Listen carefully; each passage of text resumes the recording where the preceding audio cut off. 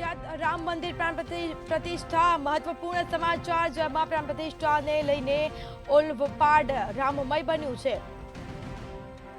તો ઓલપાડમાં ભજન અને રેલીનું પણ ખાસ રીતે આયોજન કરવામાં આવ્યું છે. સમગ્ર શહેર કહી શકાય ગ્રામ્ય વિસ્તાર હોય રામમય બન્યું છે. જય શ્રી રામ યુવા સંગઠનોમાં ઉત્સાહ જેવો માહોલ જોવા મળ્યો છે.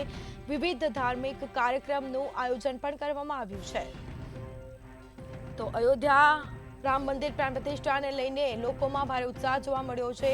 પ્રાણ પ્રતિષ્ઠાને લઈને ઓલપાડ પણ રામમય બન્યું છે. અયોધ્યામાં રામલલ્લાના મંદિરની આજે પ્રાણ પ્રતિષ્ઠા પ્રારંભ થઈ રહ્યો છે.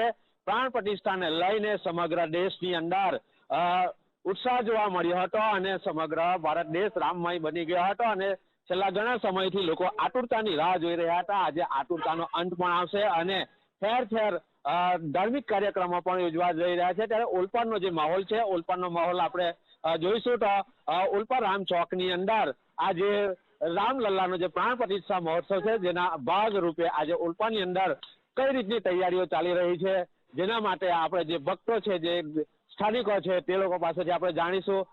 જે રીતે આજે પ્રાણ પ્રતિષ્ઠાનો માહોલ છે, ઓલપાડમાં કયા કયા પ્રકારના કાર્યક્રમો આપવામાં આવ્યા છે? ઓલપાડમાં 10:30 થી 12:30 LED સ્ક્રીન પર લાઈવ પ્રસારણ અયોધ્યાથી જે રામ મંદિરની પ્રાણ પ્રતિષ્ઠાનું મહોત્સવ છે તે લાઈવ પ્રસારણ બતાવવાના છે.